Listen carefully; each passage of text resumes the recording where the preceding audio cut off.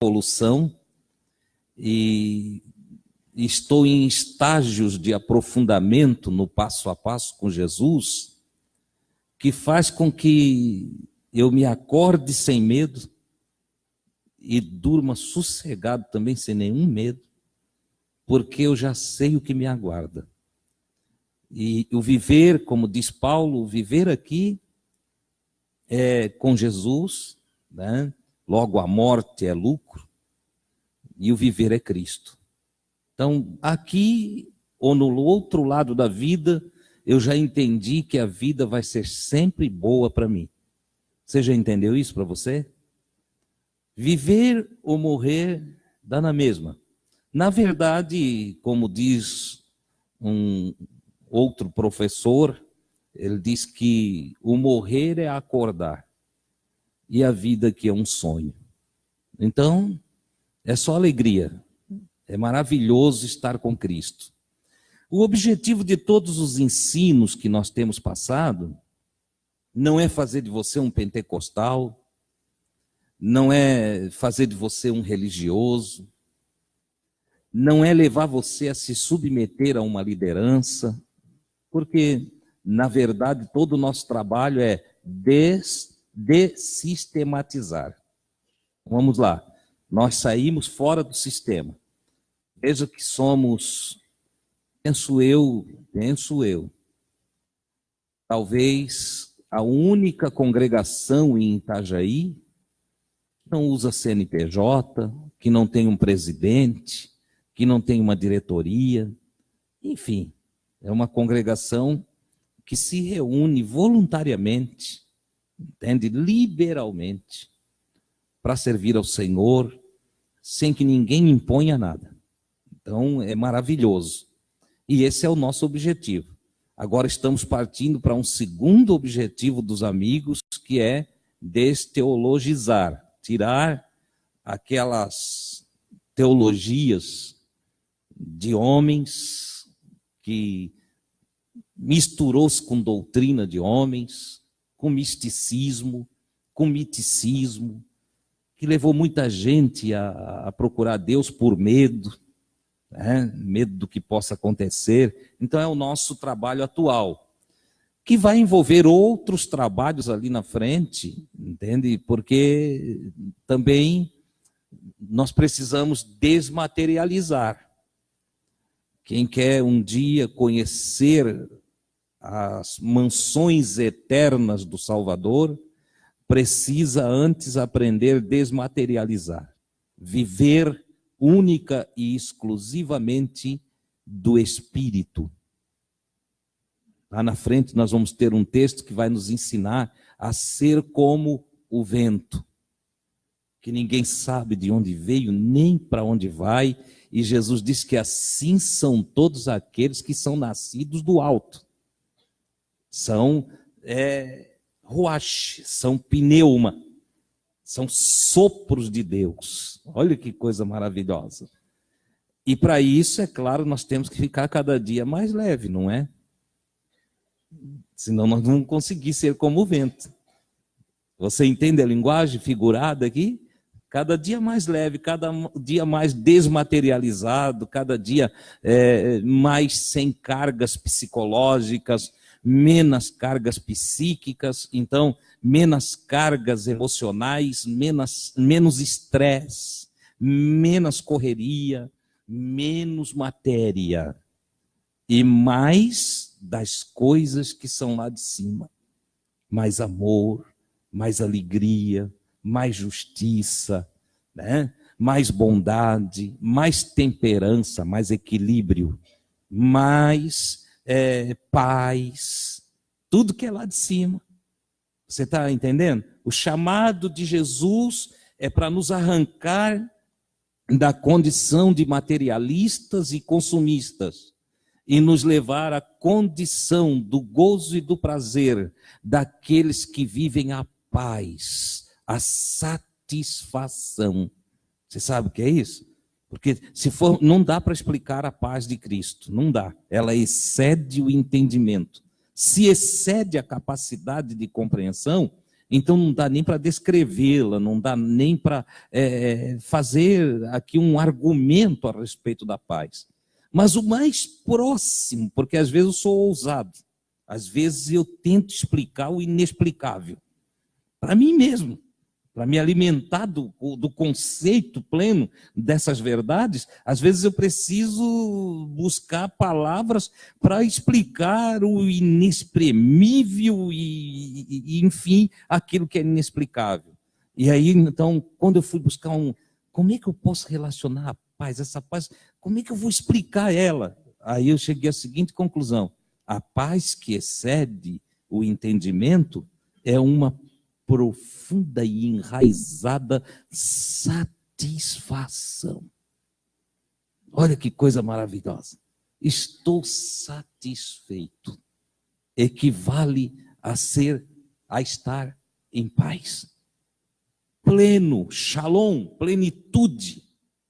Plenitude, saúde mental, saúde espiritual, saúde física, saúde financeira, saúde familiar, saúde psíquica, saúde em todas as áreas da minha vida. Shalom, paz. Olha que coisa extraordinária. Paz, satisfação. Aquele ser que ainda está na fase primária da sua fé, ele ainda é um insatisfeito, ainda busca muitas coisas, busca mudança no outro para satisfazer a si mesmo. Ah, como eu queria que a minha esposa fosse melhor, irmão, porque então eu conseguiria servir Jesus mais direitinho. Busca no outro aquilo que falta nele, né? Ah, como eu queria que o esposo fosse melhor, porque então aí sim, irmão, eu ia orar e buscar o Senhor. Insatisfação é a palavra que tem aí. Ah, como eu queria um outro emprego, que eu pudesse assim ter mais liberdade de buscar Jesus. Insatisfação. Olha só. E que tal fazer esse aí mesmo, o laboratório da paz. O laboratório da prática do Evangelho. Aí você vai descobrir que nada precisa mudar na sua vida, nem em torno de você, nem mesmo no planeta, nada. Nem o presidente da República, com todas as fraquezas dele, não precisa ser mudado. Nem o governador do estado, nem o prefeito, nem ninguém que mora na tua rua precisa mudar para te dar a paz. Mas o que precisa mesmo mudar somos nós. Eu encontrar a minha satisfação em Cristo. Aqui muda tudo. Aqui muda tudo. Porque quando há mudança em mim, quando há evolução em mim, quando a luz entra em mim, e eu passo a ser lúcido, e Jesus lá de cima pode dizer: tu és luz do mundo, Adilson. Quando ele disser assim, então eu encontrei o caminho da vida, louvado seja Deus. E eu encontrei a paz, e aí haverá satisfação. Então eu acordo,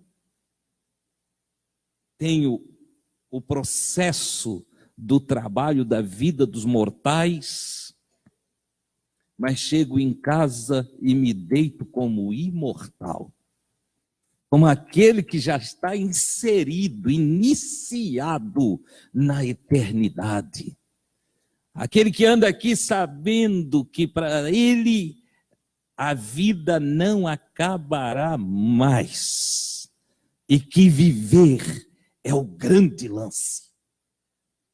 Uns vão buscando lá, né, Alcimar? É o carro, é a casa, é o fulano, é o Beltrano, é isso, é aquilo, coisas. A maioria anda atrás de coisas. E todas as vezes que eu me concentro em coisas, eu me desconecto desconcentro da vida. Você já parou a pensar nisso? Todo o tempo que você dedica a coisas, você não se dedica a viver. Jesus foi uma pessoa que andou entre os homens e não dedicou-se a coisas. Ele dedicou-se a viver. Era ele a fonte da vida.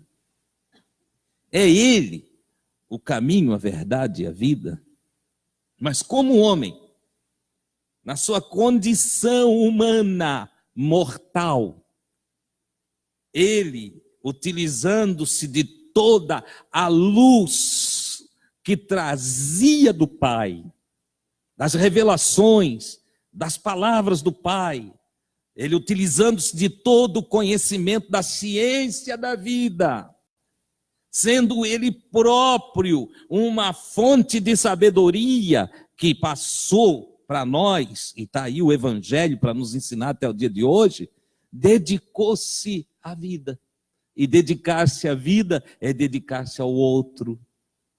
Então tu vê Jesus, tu não vê Jesus procurando um barquinho para ele. Tu não vê Jesus arrumando uma casa para ele. Tu não vê Jesus andando atrás de um camelo para ele. Atrás de um jumentinho para ele ter. Ah, mas um dia ele andou montado num jumentinho emprestado. Não quis comprar um. Entendeu? Não aprisionou. Até jumentinho ele manda soltar. Não aprisionou o jumentinho. Olha só como é Jesus. Então ele não se muniu de coisas. Não se muniu de coisas. Ele viveu. Viveu. Esse é o segredo. Viveu. E viver é relacionar-se. Viver é ajudar. É estender a mão. É estar presente perto do necessitado. Viver é sorrir. Viver é comer e beber junto com o irmão. Viver é estar em relacionamento constante. É circular. Viver dá energia, transmitir energia. Não é reter, é doar. Viver é algo extraordinário, é magnífico. Deus é vida e Deus está doando o tempo todo. Dele emana energia vital o tempo todo. Ele pulsa. Deus tem tanta energia, ele é tão grande, ele é tão tremendo que ele pulsa lá naquele germezinho que está se mexendo lá, na folhinha da grama que está crescendo mais um milímetrozinho, nas minhocas que estão virando os montes para ter floresta, nos pássaros que voam. Em todo lugar a essência divina está ali, aonde há uma pulsação, aonde há um movimento, ali está Deus presente. Isso é vida. Oh, glória a Deus! E Ele nos chama para viver. Como se Ele dissesse: vem pulsar comigo. Vem te integrar no meu todo. Vem fazer parte das grandes constelações, das galáxias, das Via-Lácteas. Vem fazer parte dos planetas. Venha fazer parte, meu filho, de tudo que é meu e tudo que eu sou. Seja tu em mim e eu em ti. Nós, um só. Oh, glória a Deus. Como disse Jesus, eu e o Pai somos um. Nós estamos ligados. Nós estamos enraizados um no outro. É inseparável. Não dá. E Jesus disse: eu quero que vocês sejam um. Ele faz até uma oração. Um dos poucos pedidos de Jesus. Um dos poucos pedidos. Jesus não pedia muito. Poucas vezes ele pedia alguma coisa para o Pai. Mas um dos poucos pedidos dele, capítulo 17 de João, ele diz: Pai, que eles sejam um. Assim como eu e tu somos um. Olha só, você entende? Isso é maravilhoso. Isso é maravilhoso. Essa é a verdadeira bênção. Isso é o que nós devemos buscar constantemente. Amém, amados? Quem assim vive, esbanja paz, alegria, gozo no Espírito Santo. E assim vive é poderoso. Contra estes não há adversário que resista. Até a tristeza é capaz de saltar de alegria na presença de um ser tão pacificado, tão inundado de tamanha energia e luz espiritual. Até a tristeza salta. A tristeza vem para atacar ele e não dá. Essa alma tem tanta energia que eu sou obrigado a pular aqui. E a tristeza chega para entristecer tal indivíduo e ela sai dançando. Ela sai dançando, não dá. Nesta morada, nesta alma, neste coração, não há espaço para mim, diz a tristeza. E ela desaparece. Ela desaparece. Não é isto e este a essência do reino de Deus? Justiça, gozo e paz no Espírito Santo. Oh, coisa maravilhosa! Por isso estamos aqui estudando e nós acabamos, você já deve ter percebido, que nós aniquilamos o culto. Quem está me ouvindo lá em casa, está funcionando aí, né? Quem está me ouvindo lá em casa não se assusta. Mas nós não cultuamos mais na casa dos amigos. E quem aqui está presente e ainda não entendeu, que aprenda. Nós viemos à casa dos amigos para falar do Evangelho, comungar o Evangelho, nos alimentar do Evangelho. E isso não é culto, isso é proposta de vida. Entendeu? E com relação a Deus, nós o adoramos. Nós o adoramos. Não cultuamos como os pagãos. Nós o adoramos como aqueles que acharam a vida. Oh, aleluia! Glória a Deus! É assim que nós fizemos. Porque nós nos alimentamos dele e comungamos com ele em um só corpo, em um só espírito, em um só evangelho. É assim que funciona. Então, na casa dos amigos, o que temos é ensino do Evangelho. E hoje nós vamos dar mais um passo. O passo de número 6. Nós todos estamos aprendendo juntos e estamos engatinhando no Evangelho. Então, nós vamos ao passo de número 6. E o passo de número 6 trata do nascimento e infância de João Batista. Vocês lembram que nos passos 5, 4, 3, 2, 1, nós vimos a importância da genealogia para mostrar de onde Jesus veio. Logo depois, nós vimos a importância de ser uma pessoa justa, reta, servindo ao Senhor, dedicada a Deus, temente a Deus, porque tais pessoas recebem visita de mensageiros de Deus. Aí na sua Bíblia está escrito anjos, mas a palavra correta aí é mensageiros de Deus, até porque a palavra anjo, já expliquei, que ela mistifica, e mensageiro tanto pode ser um homem, quanto pode ser uma das virtudes de Deus em luz manifestada. Se nós formos lá para o Antigo Testamento, que não é o caso agora, para Moisés, Deus se manifestou em labaredas de fogo na sarça. Né? Para outros, Deus se manifestou como um movimento de ventania sobre a copa das árvores. Também teve momentos em que Deus se manifestou, como no caso de Abraão, ele se manifestou como escuridão. Olha só, como escuridão numa noite de batalha. Então, nós vamos ver as virtudes de Deus, que vai fazer parte de um estudo secundário para aqueles que estão fazendo o discipulado. Agora te peguei. Quem não está fazendo discipulado não vai entrar nessa parte. Então, procure um discipulador, ore a Deus, peça a Deus, me dá um discipulador que eu quero fazer parte desse estudo. Tá bom? Então, vamos lá.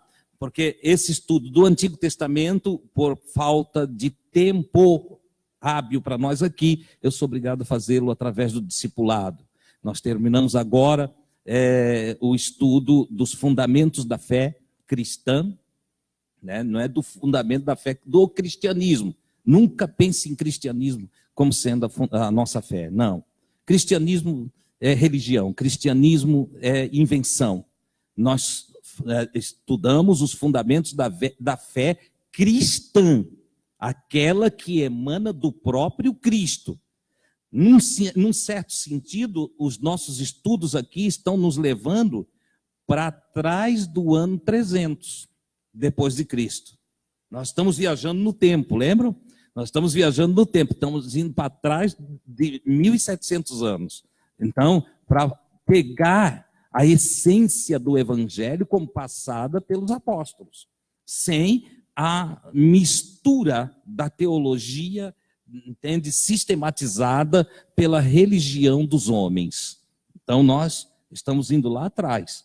E aqueles que tiverem no discipulado viram que nós colocamos os fundamentos da fé cristã com muita tranquilidade, sem nenhuma forçação de barra, pegando os textos e avaliando e estudando dentro daquilo que é verdade nas Escrituras e tirando as mentiras, eliminando as mentiras.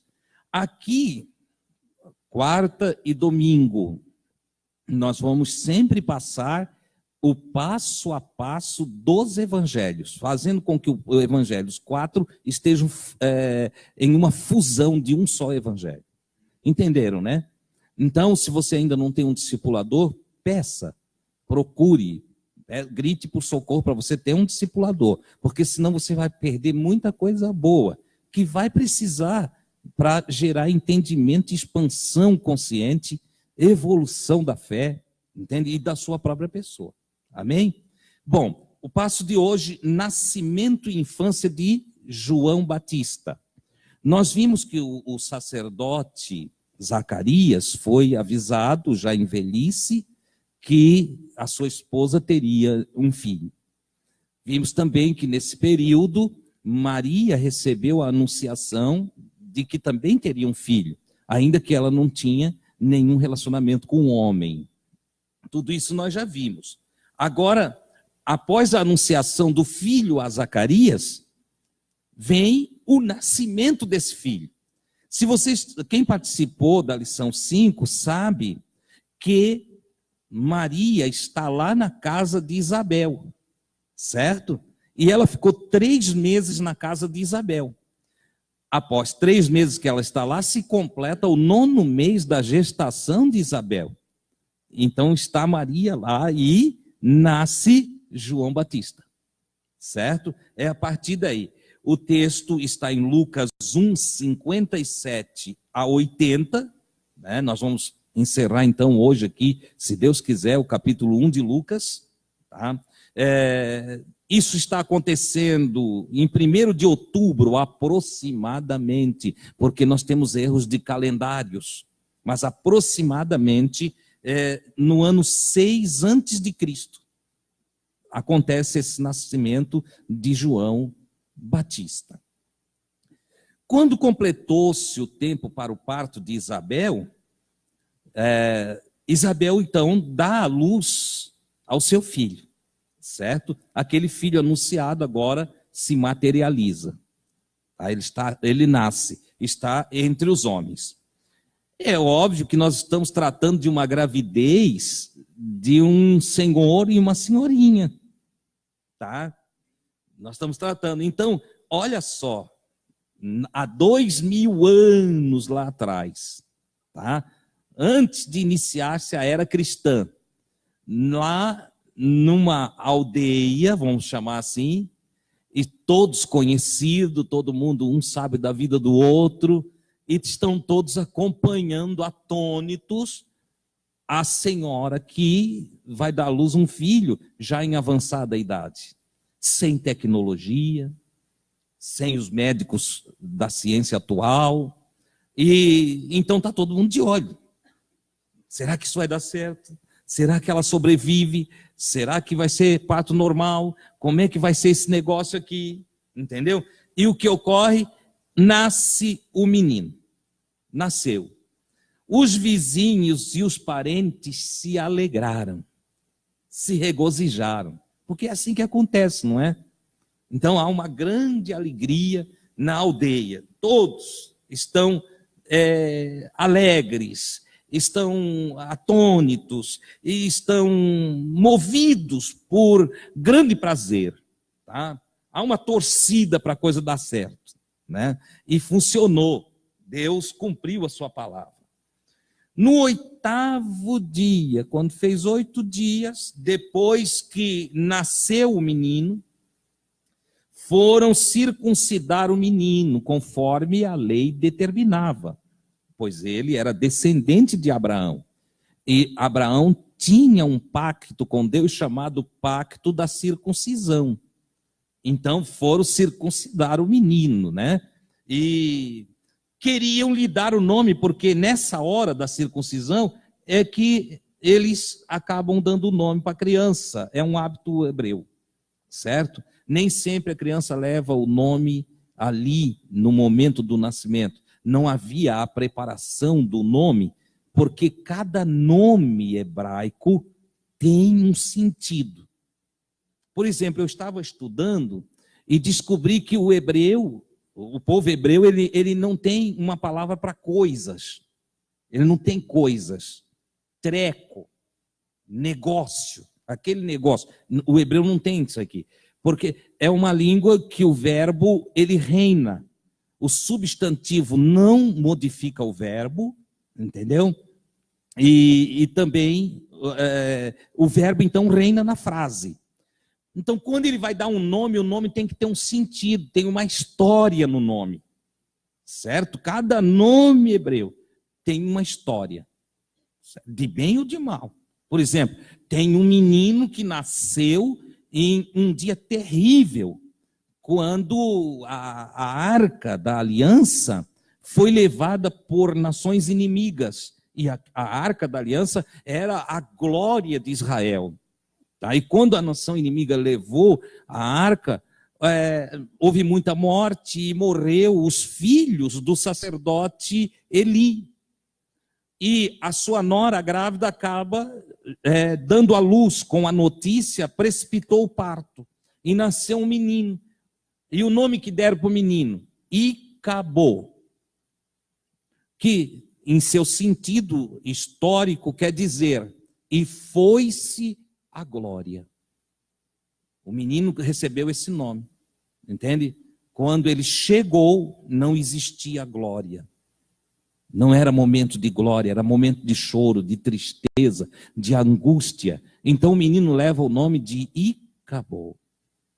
Ora, ao 8º dia, quando o menino de Zacarias e de Isabel vai ser circuncidado, os parentes, os vizinhos, queriam chamá-lo pelo nome do pai, chamá-lo de Zacarias, que era o costume. Se não tem nenhum evento, então vamos dar o nome do pai, para que então tenha um sentido, que vai ser a história do pai dele.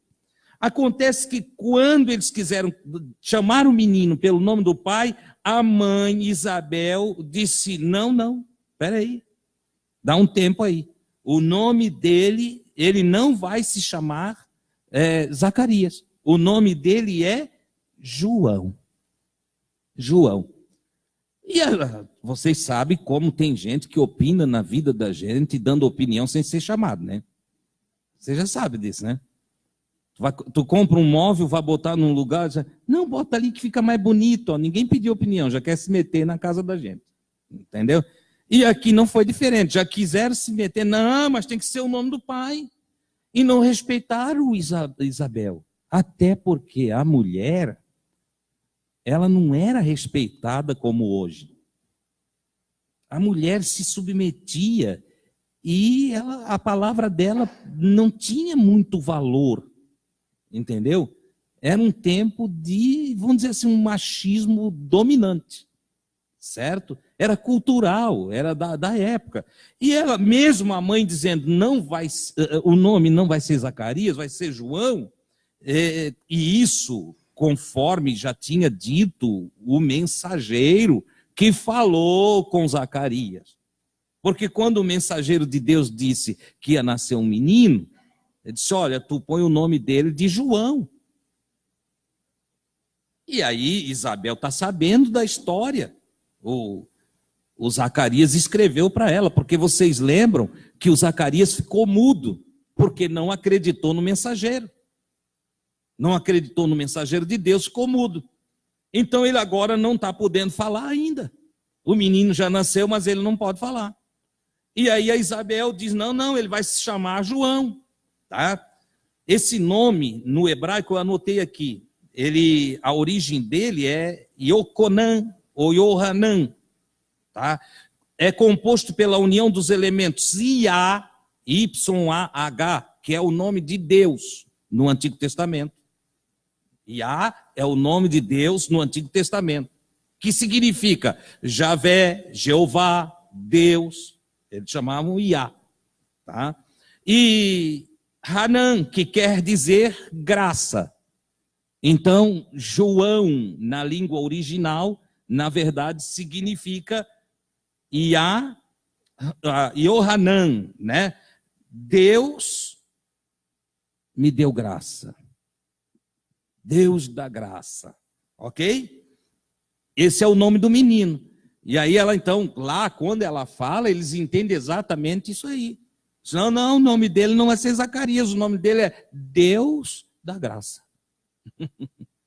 Olha que o Deus da graça se manifesta antes da doação de Yahshua.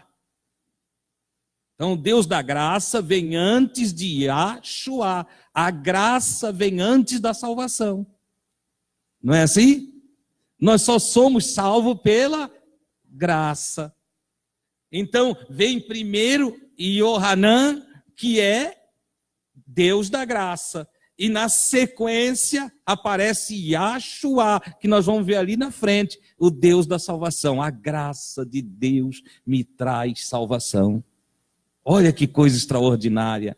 Então esse menino, ele chega ao planeta Terra com uma graça extraordinária para anunciar a salvação de Deus. Veja como hoje em dia, infelizmente, até os crentes, quando vão arrumar um nome para filho, é daquele artista mais sensual, é daquela mulher que rebola bastante lá, entende? E que ultrapassou até a faixa da sensualidade para a sexualidade. Porque quando se fala hoje em determinadas músicas, já não é mais sensual. Entendeu? Sensual aí traz o charme de uma mulher ou de um homem que consegue se insinuar sem palavras. Sensualidade. Entendeu? É o charme lançado sem palavras. Tá? Já a sexualidade trata daquilo que vem diretamente num apelo sexual. E as músicas hoje já não têm sensualidade, elas têm apelo sexual. Certo? Então, infelizmente, pais e mães já projetam o nome antes de crianças nascer, dando aquilo lá. E depois tem aí filhas que se desencaminham, filhos que estão em caminho de perdição, totalmente numa vida invertida. E os pais, olha, o que eu fiz de errado, o que eu fiz de errado? É que não teve, antes do nascimento, uma vida justa na presença do Senhor, os pais. Foram catar nomes e buscar coisas dentro do sistema mundo e de todas as suas concupiscências e toda a sua manifestação tortuosa. Esse mundo que jaz no maligno, mas que crente vai lá pegar nome de lá para aplicar nos seus filhos. É o mesmo que pegar o condão da maldição e dizer, é para ti, meu filho. É para ti, minha filha. Entendeu? Então, tenha cuidado. O povo hebreu, ele tem um cuidado com isso. Os nomes são escolhidos, cada nome hebreu. Eu estou falando de homens hebreus que são dedicados a Deus. Cada nome deles tem Iá no nome. Leva o nome de Deus. Para então a sequência conforme o nome. Olha que coisa extraordinária. Tenha isso em mente. Se vai ter um filho aí, escolha um nome que vem originado em Deus. Olhe para sua filha e dá um nome que vem da parte do Senhor para sua filha. E assim, sem que você perceba, você vai formando uma consciência espiritual. Imagina um menininho que todo dia o pai olha e diz: Deus deu graça, filha. Quem sou eu, meu pai? Tu és a manifestação da graça divina. Olha só. Vem cá, Deus da graça. Olha o João chamando. Ele pequenininho já ouvia. Vem cá, Deus da graça. Vem cá. Entendeu? Tem nome por aí que é invertido. Deus da desgraça. Entende? Vem aqui, ô Deus da desgraça. Chega aqui. Entendeu? Vem, minha filha, vem, Irinha. Tem pai que bota Irinha. Entendeu? Então, e aí vai ficando a criança daquele jeito. Irinha, doidinha, entendeu? Maluquinho. E vai. Nós podíamos citar aqui muita coisa que transmite. Porque veio da onde? Veio daquele ídolo. Aquele ídolo. Entendeu? Que se destacou na música, que se destacou na novela, que se destacou no teatro, enfim. Certo? Cuidado. Faça um exame, vamos mudar isso, vamos olhar para os nossos filhos como filhos doados por Deus e confiados a nós, para que sejam abençoados grandemente. E desde o seu nascimento, vamos abençoando eles. Replicaram-lhe, ou seja, disseram para a Isabel: não pode botar esse nome. Esse nome aí não, tem que ter o nome do Zacarias. E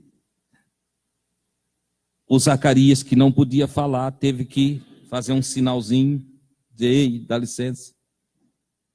Então diz assim, por meio de sinais, perguntaram ao pai: qual o nome? O nome que vai levar o menino. O pai, que ainda estava mudo, pediu uma tabuinha, certo? Não usava papel, não tinha caderneta. Nós estamos há 2000 anos atrás. Gutenberg ainda não tinha nem inventado a tipologia, né? Tipografia, melhor. Entende? Então, e aí ele pede uma tabinha. Ele pegou a tabinha e escreveu na tabinha aquilo que em Lucas 1:20 o mensageiro falou para ele. Então, olha só, agora ele demonstra que está confiando plenamente no mensageiro. E o que ele faz? Ele escreve exatamente o que o mensageiro disse para ele. O seu nome é João. O seu nome é Deus da graça. Olha só. Ele escreve numa tabinha. E todos ficaram admirados, se espantaram. Olha, vai dar um nome para ele estranho. Um nome que não é de família. Um nome que não vem das origens e da descendência. É um nome diferente. Entende? Ficaram todos admirados. Mas, de repente, quando ele faz o que o mensageiro tinha mandado, olha aqui, grave isso aqui. Quando eu e você obedecemos a palavra de Deus, Deus nos agracia com toda sorte de bênçãos. Tem gente orando, subindo um monte, fazendo jejum e não recebe o que está buscando. Porque não obedece, faz de tudo quanto é tipo de sacrifício. Tem gente que dá o salário inteiro para receber bênção. Está na igreja, salário inteiro para receber bênção e não recebe. Mas tem gente que não está fazendo nada disso, mas obedece. Deus diz não vai, ele não vai.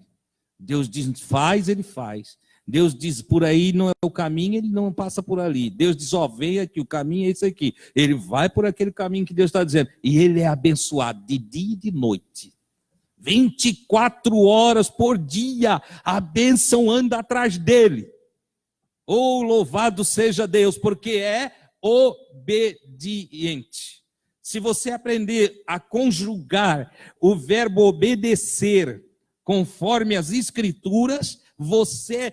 Olha, eu quero te dizer uma coisa, você não precisa nem orar pedindo nada para Deus. Nada, nadinha. Porque tem um texto bíblico que diz que estando eles ainda pedindo, eu responderei. Tu nem acabou de falar e ele já responde. Entendeu? Mas isso é para os que temem ao Senhor e obedecem a sua palavra. Enquanto tem gente mendigando bênção, tem gente que é bênção. Você já parou a pensar? Tem gente que irmão, estou numa campanha, 7 dias. Agora tinha novena, quinzena, entendeu? Entende tudo.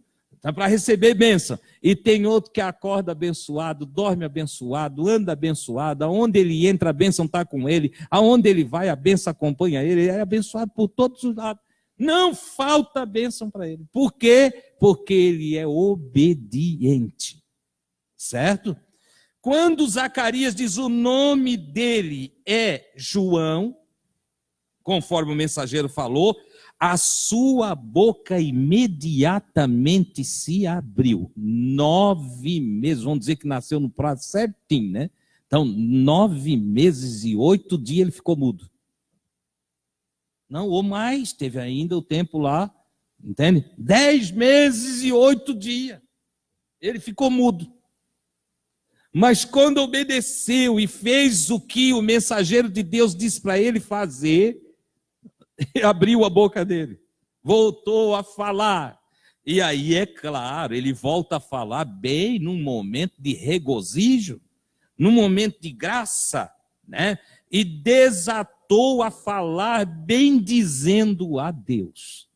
Glória a Deus, Deus é maravilhoso, o que Ele promete Ele cumpre, Deus é grande. Olha, vocês precisam saber, Deus não falha, Deus não tem tempo, os dias não envelhecem a promessa de Deus. Eu recebi promessa de Deus já velhinho, mas o Senhor cumpriu na minha vida. E com a mensagem de João Batista pode ter dito, olha, se você já está idoso, você é avô, bisavô, tataravô, mas ainda creia que Deus tem plano na tua vida, porque para Deus não tem idade. Deus, Ele revigora, Ele renova as forças, Ele dá força para o cansado. Olha só, esse é o nosso Deus. O João Batista desatou a falar e a bem dizer a Deus, a bem dizer a Deus. O temor se apoderou de todos. Quando vê um velhinho sapateando e dizendo que Deus é maravilhoso e que Deus faz tudo o que promete, que não falha, e está ali diante dele toda a graça de Deus na pessoa do João Batista. Olha só que coisa maravilhosa. Quando todo mundo começa a ver aquilo, caiu um temor. Um reverente respeito caiu em todos. E é possível, agora palavras minhas não estão inseridas ali, mas vou conjecturar que no pensamento de cada um em temor, estava assim, Deus está aqui, Deus está nesse lugar. Sacerdote Zacarias está cheio do Espírito Santo. Irmã Isabel está cheia do Espírito Santo. E esse menino, ele transborda Espírito Santo. Oh, aleluia! Deus está entre nós. Porque o temor se apoderou de todos os seus vizinhos. E tem mais, uma graça divina inundou os vizinhos e parentes, e eles saíram por toda a região montanhosa da Judeia, comentando esses fatos, tornaram-se evangelistas. Olha, viemos de lá, da montanha, lá da casa do sacerdote Zacarias. Rapaz, Deus está lá, Deus está na casa daquela gente. Tem coisa gloriosa na vida daquelas pessoas lá. Ô casal abençoado. Ô família abençoada. Deus está lá. Olha o que sai dizendo da nossa casa. O que comentam da nossa casa. Quando falam da nossa casa. O que dizem. Como é que é a nossa casa. Deus está lá. As pessoas veem a glória de Deus lá. As pessoas enxergam a graça de Deus na nossa casa. A nossa vida brilha. Através de nós, Jesus clareia. São perguntas que nós devemos fazer para nós, cada um de nós, a fim de que também o temor do Senhor envolva aqueles que nos rodeiam. Louvado seja o nome do Senhor. E todos os que ouviam gravavam essas coisas no coração. Você já pensou? Eles ouviram e disseram, mas olha, e ficou gravado. Tornou-se inesquecível aquele dia em que o menino que traz o nome de Deus da graça chegou na terra. E de fato é inesquecível o dia que a graça de Deus nos inunda. Quando nós aprendemos através da graça que Deus está chamando cada um de nós para ser seu filho, que o Senhor tem águas purificadoras para purificar a nossa alma, que o Senhor tem do seu Espírito para vivificar o nosso ser. Oh, a mensagem da salvação é uma mensagem grandiosa, é uma mensagem gloriosa, é uma mensagem que vem do céu e inunda os corações dos que habitam na terra. É inesquecível. Não dá para esquecer essas coisas. Você concorda? Oh, glória a Deus! E gravavam essas coisas no coração, dizendo, além deles memorizar tudo isso, não conseguir esquecer o que significa que eles ficavam meditando naquelas palavras, e diziam, que virá a ser esse menino? Pelas montanhas todas da Judéia se dizia, o que vai vir a ser esse menino? Tem uma coisa diferente na vida desse menino. E de fato a mão do Senhor, diz a Escritura, estava com ele, com o menino. A mão do Senhor, isso é simbólico, você entende, né? A mão do Senhor quer dizer que o Senhor apoiava os passos do menino, guardava o menino e conservava o menino na sua graça. Olha que coisa, tem protetor para os nossos filhos maior do que o Eterno? Nem eu, nem você não conseguimos cuidar dos nossos como o Pai do céu sabe cuidar. Aleluia! Se Deus é nosso amigo, e se nós somos amigos de Deus, Deus cuidará dos nossos. Não importa se estejam perto ou se estejam longe, sobre eles vai pairar a justiça do ser eterno para proteger todo aquele que Ele nos deu e que se tornou elemento de cuidado nosso, na nossa pequenez humana. O Senhor cuidará dos nossos. Não tenha medo. Deus cuida dos seus. Louvado seja o nome do Senhor. Zacarias, seu pai, repleto, pleno, transbordando do Espírito Santo, começou a profetizar no meio daquela gente. Vocês já notaram uma coisa? Todas as vezes que alguém fica cheio do Espírito Santo, tende a profetizar. O Espírito Santo, desde Pentecoste, ele se revela o Deus que nos empodera para profetizar. Muita gente pensa que receber poder de Deus é sair por aí fazendo show. Não.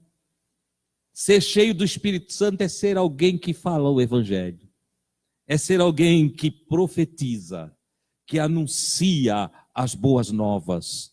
Zacarias, nesse momento, repleto do Espírito Santo, versículo 68, começou a profetizar. E o que ele profetiza naquela hora? Ele diz, bendito seja o Senhor Deus de Israel, porque visitou e redimiu o seu povo e suscitou-nos uma força de salvação na casa de Davi. Vocês lembram da promessa feita a Davi? Ele tinha prometido, tinha feito um pacto com Davi lá atrás. E agora o Zacarias profetiza, o Senhor está cumprindo o pacto. Davi, seu servo, como prometera desde os tempos remotos pela boca de seus santos profetas. 700 anos, 800 anos, 900 anos de profecia, e se cumpriu conforme o Senhor falou, porque a palavra de Deus não envelhece, o evangelho é novo todos os dias, nunca fica velho. O evangelho é saúde, é força, é poder, é salvação, é bênção para a vida de todo aquele que crer. Aleluia! Salvação que nos liberta dos nossos inimigos. Eu grifei isso aqui. E da mão de todos os que nos odeiam.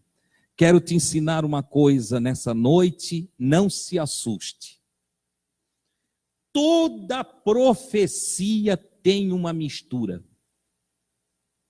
Quantos já sabiam disso? Levante a mão. Pouquinhos. Eu contei 2. 3. Né? Toda profecia tem uma mistura. Isso está na carta de Paulo aos Coríntios, certo? Não vou entrar lá agora que o nosso tempo não me permite, mas nós vamos ver isso lá na frente quando nós estudarmos a carta de Paulo. Paulo diz assim: em parte nós conhecemos e em parte nós profetizamos. Ele disse, mas quando vier o que é perfeito, o que ou é em parte será aniquilado. Então a parte que não é profecia será aniquilada. Certo? Então escuta uma coisa que o irmão Adilson vai te ensinar. Toda profecia, mesmo vindo de Deus, se mistura com os pensamentos, cultura e fatos históricos que envolve o profeta. Porque a profecia que vem de Deus é uma inspiração, não é uma possessão. Você está entendendo o que eu estou falando? Possessão é quando vem um espírito e te domina. E tu não faz mais o que tu quer. Isso é possessão. Aí precisa de exorcismo. Entendeu? Para eliminar a possessão. Inspiração é sopro. Deus sopra e inspira. Certo? Deus sopra ideias, sopra visões, sopra palavras. E eu pego aquelas palavras inspiradas e falo para as pessoas. Só que quando eu vou falar, se mistura a inspiração, porque não é possessão. Por isso Paulo também escreve e diz que o espírito do profeta está sujeito ao profeta. Quantos aqui já ouviram falar assim, ó? Olha, Deus me tomou e eu não aguentei. Tive que falar. Quantos já ouviram alguém falar assim? Vários? Eu já ouvi também. Não é verdade. Porque isso seria uma possessão. E Deus não se apossa, porque Ele é justo e Ele nos deu o livre-arbítrio. Eu escolho se quero entregar ou se não. Deus pode me inspirar e eu posso dizer, Senhor, usa outro, eu não vou. E Deus vai me respeitar. Entendeu? Deus vai me respeitar. É claro que eu perco o gozo, a alegria de ser obediente. Entendeu? De ter fé. Eu fico mudo. Pode ser que Ele nunca mais me inspire. Está entendendo? Mas, quando eu for entregar uma mensagem, se mistura. Agora eu estou explicando isso aqui para que você entenda. O Zacarias está repleto do Espírito Santo, está profetizando e agora ele vai dizer uma coisa que é dele. Ele vai dizer uma coisa que é dele. Ele diz assim, ó. Salvação que nos liberta dos nossos inimigos e da mão de todos os que nos odeiam. Isso é coisa dele, que ele aprendeu na igreja dele, que é o conceito privilegista tanto dos hebreus quanto dos crentes atuais. Você não vai na igreja, não fica lá, olha, não tem inimigo que vai te tocar, porque o Senhor vai te livrar de todo. Mas é inimigo, o cara fica ali, o meu vizinho então tá ferrado. Deus vai tratar com ele. Entendeu? O meu patrão que me xingou hoje, tá acabado. Aí começa a macumba evangélica, não é? Vou te entregar na mão do Senhor, camarada. E aí, vai lá, entrega o cara na mão do Senhor, pensa que o Senhor vai esmagar o cara. Você está entendendo? Veja que porque ele tem que lembrar, o irmão Zacarias era pastor de uma igreja radical, irmãos. O irmão Zacarias era pastor de uma igreja que também estava toda corrompida. Ele era um homem santo dentro de uma igreja corrompida. Jesus mais tarde vai dar nos cascos e nos dedos, na lata de todos aqueles pastores lá, entendeu? E Deus já tinha levantado o profeta Ezequiel lá atrás e já tinha dito, ai dos pastores de Israel, entendeu? Porque eles não visitam, eles não curam as doentinhas, eles só sabem catar a lã, né? Exploram os fiéis, pegam a lã, vende, entende? Tomam o leite das ovelhas, mas não cuidam das ovelhas, não tratam das ovelhas, não põem remedinho nas ovelhas, apacenta as ovelhinhas com amor, só sabe se valer do que as ovelhas têm para dar. O Ezequiel já tinha, em nome do Senhor, profetizado contra os pastores de Israel. Entendeu? E outros profetas também profetizaram. Então, veja só. Então, o Zacarias fazia parte também de um conceito religioso que se misturava quando ele está inspirado, misturou tudo. Então ele fala as coisas inspiradas, mas coloca palavras dele também, corroborando o que o Paulo ensinou, que em parte profetizamos e em parte conhecemos. Ou seja, quando chega nessa frase, eu grifei ela aqui para explicar para vocês, porque aqui ele diz, olha, o Senhor é salvação que nos liberta de todos os nossos inimigos e da mão de todos os que nos odeiam.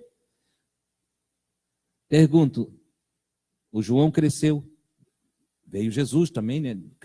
Se desenvolveu, começou o ministério de João, começou o ministério de Jesus, Jesus morreu. O Zacarias nem sabia que os próprios sacerdotes, amigos e irmãos dele, iam encarcerar e ser responsável pelo cárcere do filho e do sobrinho, do primo, aliás, do filho e do primo. Ele não sabia. Aqui ele não sabia. O menino tinha nascido, estão tudo alegre. E na inspiração, eles estão louvando a Deus. E ele diz que Deus vai livrar. Não livrou. Não livrou. Não livrou o filho do Zacarias morreu decapitado. E o filho de Maria morreu na cruz. E os romanos continuaram lá mandando, e aquela corja de sacerdotes sem vergonha também continuaram lá mandando em tudo. Então veja como se confunde a palavra da inspiração com a palavra da história, do convívio, daquilo que aprendeu, daquilo que ficou nele inserido. Não, nós somos uma descendência privilegiada, nós somos povo de Deus, com nós não acontece mal nenhum, mas o que acontece de mal com a gente. E quantos crentes estão assim também? Que andam pensando que com ele não acontece. O carro dele ninguém rouba, a casa dele ninguém entra. Ele pede até para o senhor botar anjo no portão da casa dele. Vai comprar alarme, irmão. Entendeu? Vai comprar alarme. Tu não é melhor do que os outros, não. Deus manda o seu sol para justos e... é igual o sol. E a chuva cai na lavoura do justo e... do injusto é igual. É igual. Nessa vida, matéria é tudo igual. O privilégio não existe aqui, irmão. Não existe. Mas, irmão Adilson, para aí. Diz para mim. Não, fala uma coisa para mim. Agora tu me confundiste todo. Tu estás dizendo que o Senhor não bota um anjo andando de bicicleta em volta da minha casa para cuidar da minha casa? Eu estou dizendo. Eu estou falando da bicicleta porque eu lembrei de um irmãozinho que quando eu era crente bem novo, o Silvio Lema, nós íamos para a oração e tinha profecia de tudo quanto é tipo, certo? E numa dessas o irmão esqueceu da porta, da chave da casa na porta, saiu apressado, não queria chegar atrasado na vigília. E aí, quando chegou lá, ele falou para uma profeta, suposta profeta, ele falou. E aí, no meio da oração, a profeta começa a profetizar e diz: não te preocupa, meu servo, entende? Já mandei um anjo de bicicleta que anda em cima da tua casa, vai lá e para cá. Diz, que anjo pobre. Anjinho, era um anjinho. Entendeu? Então veja como as coisas podem ser misturadas pelo misticismo, pelo miticismo que existem no meio do povo. Sabe por quê? Jesus nunca mandou pregar pregação de palco. Jesus nunca disse para ir e fazer show nos palcos. Ele disse: ide e ensinai as nações, ensinai. A pregação de palco de Gideão missionário, entendeu? Essas pregações desse tipo, elas só geram esse tipo de coisa, que daqui a pouco o anjo está andando de bicicleta cuidando da casa dos outros. Entendeu? É o guarda do bairro, da rua. Então, não é por aí. Ele continua, porque, como eu disse, há uma troca de inspiração com aquilo que eu carrego em mim mesmo. E toda profecia é assim. Por isso tem que ter cuidado quando houve profecia.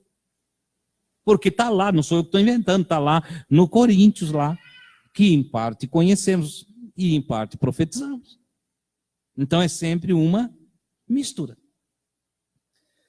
Ele continua e diz: ele vai vir para fazer misericórdia com nossos pais, lembrado de sua aliança sagrada, do juramento que fez ao nosso pai Abraão. De fato, ele prometeu ao pai Abraão, mas não prometeu aquilo ali que ele está falando. De nos conceder que, de novo ele erra. De nos conceder que, sem temor, libertos das mãos dos nossos inimigos. Olha só, a visão deles naqueles dias é que Deus ia mandar o Messias para tirar eles do jugo romano. A visão era essa. Não, o Messias vai vir e nós vamos ser libertos do jugo romano. Entendeu? Só que Deus não estava falando isso. Deus não disse que ia livrar eles do jugo romano. Aí ele vai nos libertar, entende? De nós mesmos, para que sirvamos com santidade e justiça em sua presença todos os dias. Isso é o que Deus quer. Agora aqui está certo. Deus quer que sirvamos ele em santidade e justiça todos os dias. Então vocês vão vendo que vai se encaixando o que ele diz segundo a palavra de Deus e o que ele inventa segundo o conceito que ele carrega com ele, de querer e a gana de querer ser livre do Império Romano, que estava dominando toda a nação de Israel naqueles dias. Certo? Compreenderam, irmãos? Se ficou dúvida depois, perguntem, tá bom? E você, menina, agora é profecia pura, vamos lá. E você, menino, será chamado profeta do Altíssimo, verdade, pois irá à frente do Senhor, verdade, para preparar os caminhos dele, verdade, para transmitir ao povo dele o conhecimento da salvação, olha aí, verdade, pela remissão de seus pecados, verdade. O que Jesus veio fazer foi remir o seu povo dos seus pecados. Ele não veio aqui para guerrear com César Augusto e botar um exército de Israel contra o imperador. Não. Ele veio salvar as pessoas dos seus desvios, dos seus pecados, do seu desvio de alvo. Entendeu? E centrar, ensinar a verdade, ensinar a coisa certa de novo. Tá? Por que ele vai fazer isso? Graças ao misericordioso coração do nosso Deus, Jesus vem, o Messias vem, graças ao misericordioso coração do nosso Deus, pelo qual nos visita quem? Quem é que nos visita?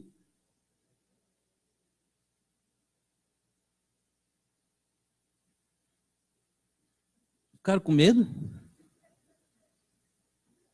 Deu medo aí agora? A frase é escrita Na palavra. Lúcifer, aquele que traz a luz, o condutor da luz, aquele que produz a luz. Entendeu? Então, que ele aparece em frases como estrela da alva, estrela da manhã, o sol nascente, que também é corroborado pelos profetas que disseram que sobre nós nascerá o sol da justiça, o sol do Oriente, a estrela do Oriente. Todos estes termos são classificados em uma palavra só, Lúcifer. Você está entendendo? Que os ignorantes torceram e através da Vulgata Latina, distribuíram para o mundo inteiro, entendeu? Principalmente para o mundo ocidental, que Lúcifer é o coisa ruim, é o personagem do mal. Mas isso aí é um erro, um gravíssimo erro da tradução da Vulgata Latina, e cometido por Jerônimo, e nunca foi corrigido, nem pelos protestantes, nem pelos evangélicos, nem pelos metodistas, nem por nenhum deles, nem por Calvino, nem por Arminio, entendeu? Então, nós estamos aqui colocando a coisa no seu devido lugar, tá? Para iluminar os que jazem nas trevas, na sombra da morte, para guiar os nossos passos nos caminhos da paz. Isso foi o que Jesus veio fazer. Vocês notaram como numa profecia pode ter a mistura do sentimento do profeta? Ele mistura as coisas, porque nem sempre na inspiração ele está apto a separar o que ele carrega nele e o que ele está recebendo naquele momento da parte de Deus, certo? Por isso, em parte conhecemos e em parte profetizamos. Aprenderam, amados? Aprender é bom, porque nos livra de uma porção de confusão, entendeu? O menino, então, crescia. Feito isso, passou esse dia de alegria, esse dia de gozo, o menino crescia e se fortalecia em espírito e habitava, à medida que ia crescendo, habitava nos lugares desertos. Ele aprendeu a viver na solidão, o que significa que ele tinha mais tempo para Deus. Você está entendendo? Que no nosso ajuntamento, pouco tempo sobra para Deus. Olha aqui, às vezes a gente se reúne lá para comer um churrasquinho, mal hora. Mal diz obrigado, Senhor, por esse alimento aqui. Entende? A pressa do churrasco e o envolvimento um com o outro nos prejudica da intimidade com Deus. Você está vendo? Ele, o menino, crescia, o Deus da graça, ele crescia e se fortalecia em espírito. Cada dia ele se tornava mais espiritual. Ele é um menino diferenciado. Ele é um menino prodígio, um gênio do bem. Entendeu? E ele está se desenvolvendo. E habitava nos lugares desertos até o dia em que se manifestou a Israel. Até o dia em que se manifestou. Olha, eu tenho uma missão. Deus tem falado comigo. Eu tenho vivido no deserto, mas o Senhor tem me inspirado e tem me dado. Agora você vai ver uma coisa. Ele não viveu e não participou da vida sacerdotal do Pai. Ele fica nas regiões desérticas e ele não tem a corrupção religiosa. Olha só. E quando ele sai para pregar, quando ele começa a pregar na sua maioridade, né? Então, Jesus começou aos 30 anos, ele está com 29 anos, não, ele está com 30 anos e 6 meses, vamos dizer, ele começa a ir a pregar. Então ele prega 6 meses antes de Jesus. Ele começa a pregar, certo? E ao pregar a palavra, ele não tem mistura, ele já tem uma mensagem limpa, como é limpa a mensagem do Cristo. Não tem uma mensagem misturada com sistema religioso, político, por isso mesmo ele foi um pregador que não respeitou governador, não respeitou sacerdotes, não respeitou no sentido de a mensagem ele entregou para grandes e pequenos, ricos e pobres, e ele não desviou a sua mensagem da verdade. Olha que coisa extraordinária. Mas ele tinha os seus momentos de solidão com Deus. Você tem? Porque às vezes a nossa vida de amigos de Jesus é só barulho de conversação com os outros. Vem a pergunta, você tem o seu momento de solidão com Deus? Você tem deserto seu e Deus? Secreto. Quer saber? A maioria não tem. A maioria não tem. Mas quando, eu queria tanto que Deus falasse comigo, tu nem dá tempo para ele. Tu nem dá tempo para ele, tu quer que Deus saia atrás de ti, ei, olha aqui fulano, vem cá, e tu sai, Senhor, espera só um pouquinho, vai a panela ali. Senhor, só um pouquinho aqui, eu tenho que atender o Beltrano. Senhor, eu preciso passar uma mensagem no Facebook. Quando eu terminar de passar, aí o outro chama e o outro chama, o Senhor fala, o Senhor disse, ele hoje não vai ter tempo para mim. Entendeu? Eu preciso acumular mais um pouquinho, mas irmão Adilson, eu sou novo, eu tenho que ganhar alguma coisa. Aquele que quiser ganhar a sua vida, perder lá. Mas aquele que perder a sua vida, por amor de mim, achar lá. Você está entendendo? O menino crescia. Nesse mesmo tempo, eu vou encerrar essa lição hoje aqui, tá? Estou judiando de vocês que eu fui muito longe. Eu achei que ia passar bem mais rápido, mas... Nesse mesmo tempo, um mensageiro celestial anuncia a José, noivo de Maria. Entendeu?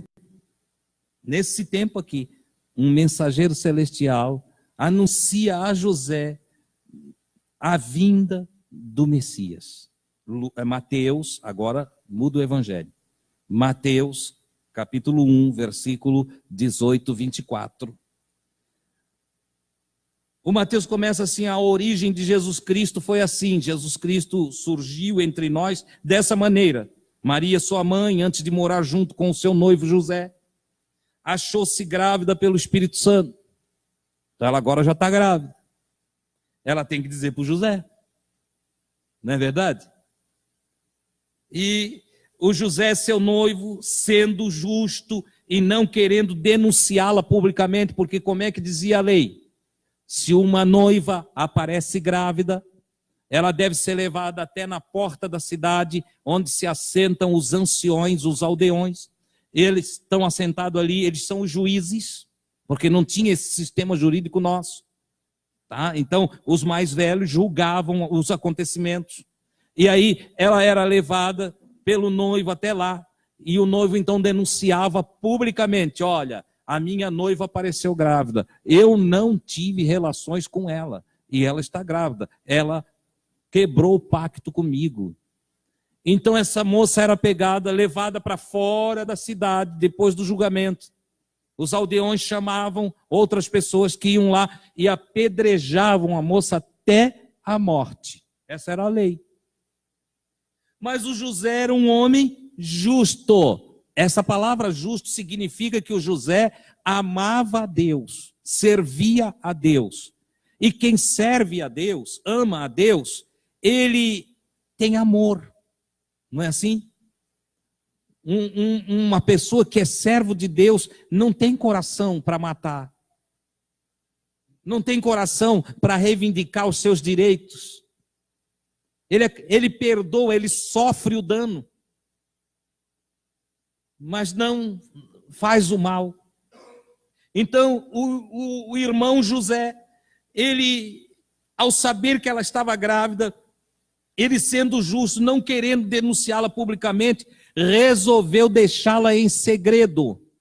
Então, ele vai preparar a sua mochilinha e diz, eu vou sumir da aldeia, todo mundo vai pensar que o filho é meu. E ela não morre. Eu fico com uma fama de safado, mas a Maria não morre.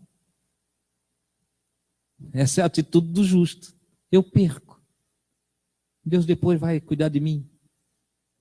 Entendeu? Quando você vê uma pessoa assim, ó, não, fez para mim e leva.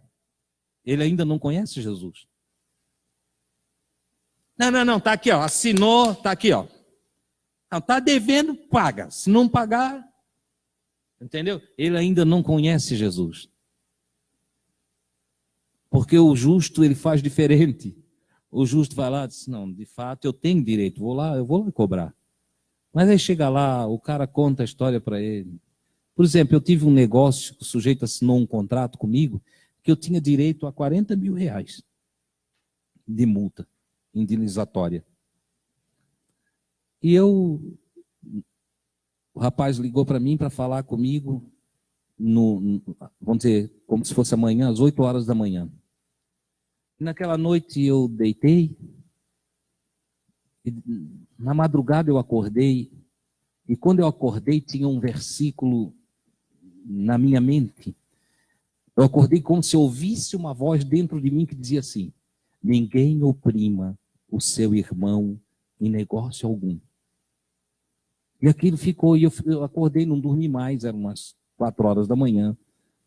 E ler, foi tudo, e aquele versículo ficou. Ninguém, é um versículo, ninguém oprima o seu irmão em negócio algum. No dia seguinte, ou quando amanheceu o dia melhor, tomei um cafezinho e tal, e fui para o lugar que marquei com aquele amigo. Chegou lá, ele estava com uma papelada em cima de uma mesinha, nós marcamos lá no Angelone. Ele botou em cima daquela mesinha do Angelone vários papéis, olha aqui a minha situação, eu estou assim, eu estou assado, e foi mostrando tudo. E aí disse, tem misericórdia de mim. E eu olhei para ele e disse assim, guarda esse papel todo aí, eu não quero ver isso, rapaz. Não quero ver. Guarda tudo. Eu disse, vamos resolver isso agora. E eu perdoei toda aquela multa e vim embora. Mas eu vim tão alegre. Ele ficou no estacionamento, ele olhou para mim e disse assim, Deus te abençoe, Deus. Eu disse, ele vai me abençoar cada vez mais. Entendeu? Deus te abençoe, Deus. Deus tens um amigo. Quando tu precisar de mim, eu disse, fique em paz. Ei, tem gente que não perdoa 100 reais. Cobra toda a vida, fala toda a vida. Entendeu? Que coisa triste. José, justo. Se eu perco a minha fama, eu perco tudo. Perco até o direito de morar aqui na aldeia. Mas eu não vou levar Maria para ser apedrejada. Na cabeça dele, ela me traiu. Porque não pode estar grávida de Espírito Santo. Eu não acredito numa coisa dessa. Se a Gui, antes de casar comigo, aparecesse grávida, dissesse que foi o Espírito Santo, digo, estás é doida. Enlouquecesse faz tempo. Nós somos assim. Nós temos dificuldade de crer. Não é verdade? Nós somos treinados para a matéria, nós não fomos treinados para o Espírito. Mas o José estava cheio do Espírito, ele era justo. E então, naquela noite, enquanto decidia, ele dormiu. E um mensageiro do Senhor se manifestou a ele em um sonho. Deus dá sonho para a gente, sabia? Um mensageiro do Senhor manifestou-se a ele em um sonho e disse, José, no sonho, mensageiro. Que marcante é o sonho de Deus. Os sonhos de Deus não deixam dúvida. Quando a gente acorda, a gente sabe, Deus esteve aqui. E num sonho o mensageiro disse, José, descendente de Davi. Tu faz parte, José, de uma promessa que foi feita a Davi, teu ancestral. Aquele pacto que tu muito bem sabe, porque tu desde menino és ensinado nas sinagogas, que Deus fechou um pacto com Davi, e que da descendência de Davi ia nascer o Messias. Lembras disso, José? Tu que é descendente de Davi, não tema receber Maria por tua mulher, pois o que nela foi gerado vem de Deus. Não é coisa de homem, não. Vem de Deus. Ela dará à luz um filho, e você, é você, José. Você vai ter uma missão, você vai dar o nome do menino. Você vai colocar o nome do menino de Yeshua. Yahshua. Jeová é salvação. Você vai chamar o menino de salvação de Deus. Oh, Deus é salvação, pois ele salvará o povo dele de seus pecados. Vocês precisam, irmão. Eu queria que tivesse toda a congregação aqui para ouvir isso. Vocês precisam guardar isso. Ele salvará o seu povo de seus pecados. Não é do vizinho, não é do diabo. Você está vendo aqui? Não é do diabo. Quando eu falo diabo aqui, não é de um bicho feio, o cara preta, o capiloto, o pé de vaca. Não! Ele livrará vocês dos seus pecados, dos vossos pecados. Entendeu? Ele salvará vocês dos pecados. Essa é a razão.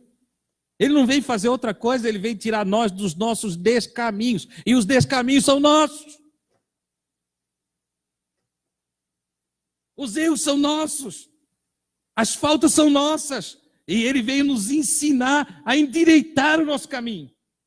Ele vem ensinar nós a ser mais mansos, mais pacientes, mais equilibrados, mais bondosos, mais misericordiosos, mais amante do próximo, mais amante de Deus. Ele veio nos ensinar a viver.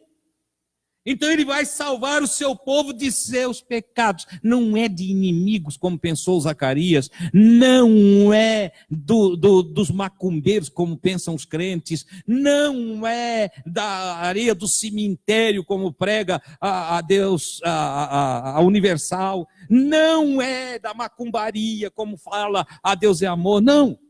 E aqueles que estão me ouvindo em casa, não me estranhem. Eu não tenho nada contra nenhuma dessas denominações que eu falei, eu só estou falando contra a mensagem errada que se prega. Ele veio salvar cada um de nós dos nossos próprios pecados, porque nós somos vítimas dos nossos próprios erros. Por nós não saber escolher, nós escolhemos errado. Nós somos vítimas das nossas escolhas. E tudo que o homem semear, isso também ceifará. Ele veio nos salvar das nossas próprias semeaduras, das nossas opções erradas. E ele veio dizer, não, assim tu vai te dar mal, por aqui tu vai te dar bem. Olha, através desse caminho tu te salva, aí tu te perde. Você está entendendo? É isso que ele vem fazer. E quem falou isso foi um mensageiro de Deus, que em sonhos apareceu para o José. Tudo isso aconteceu para que se cumprisse o que o Senhor havia dito pelo profeta Isaías, que diz, eis que a donzela, nós temos aí na Bíblia de vocês aí, a virgem, entende? Outra verte, a jovem. Eis que a donzela conceberá e dará à luz um filho, e o chamarão com o nome de Emanuel, que traduzido significa Deus conosco. Entendeu? Tu vais botar o nome dele de Yahshua. Jeová é salvação. Para que se cumpra a profecia que diz que ele é Emanuel, Deus conosco. Deus salvação está conosco para nos livrar dos nossos pecados. Olha que coisa extraordinária. Ele está aqui nessa noite e em todo lugar onde nós estamos, ele pulsa não só no nosso físico, orgânico, mas ele também pulsa na nossa consciência espiritual e diz, filho, filha, menos, não te exalta não, Filho, filha, ama mais, odeia menos. Filho, equilíbrio, equilíbrio. Diminui as tuas raivas, os teus ódios, as tuas iras, as tuas tristezas, diminui as falas ruins, aumenta o teu amor, a tua alegria, a tua paz, aumenta, até que seja aniquilado em ti o teu ego. É nisso que ele diz, aquele que morrer por mim achou a vida. Oh, glória a Deus, que Deus te abençoe, até o próximo encontro, quando nós estaremos falando do nascimento e infância de Jesus. Amém? Que o Senhor te ajude, que estas palavras sirvam de edificação, de luz. Você vê que eu estou deixando uma responsabilidade com você. Você vai ser e é o capitão da sua própria alma. Entendeu? Se você ouvir a voz do Senhor, serás salvo. Quem não estar em pé?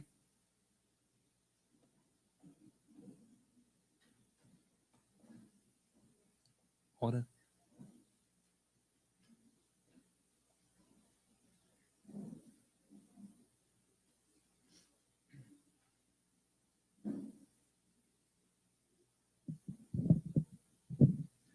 Graças a Deus. Vamos também orar pela Claudete Emer, para a cirurgia cardíaca, e oração por Aline e Lucas, por libertação. Amém? Todos crentes aí? Deixando o coração bem aberto para serem cada dia mais libertos dessa chamada teologia que tanto nos escravizou. Outro dia eu estava conversando com alguém e estava dizendo, eu me sinto como aquele paninho branquinho que um dia foi limpado e sujou bastante, sim. Todo dia ele está sendo enxaguado, né? As irmãs mais antigas, vamos dizer assim, gostavam de coarar para ficar bem branquinho, né? Quanto mais esfrega, mais limpa, mais sai um caldinho ainda, até ele ficar branquinho novamente. É assim que eu me sinto. Mas graças a Deus por isso. Graças a Deus. Oramos, querido Pai, te louvamos, te bendizemos por toda essa realidade, por toda a verdade que tem vindo ao nosso coração, Senhor. Muito obrigado. Que cada dia mais o nosso coração esteja aberto, esteja sensível, atento a tudo quanto tens a nos ensinar, a nos revelar e a tudo quanto tens a trazer ao nosso coração para trazer-nos liberdade, meu Senhor. Libertação de tudo que nos escravizou, de tudo que um dia foi nos ensinado, Pai, que não é corroborado com as tuas verdades, com as tuas palavras.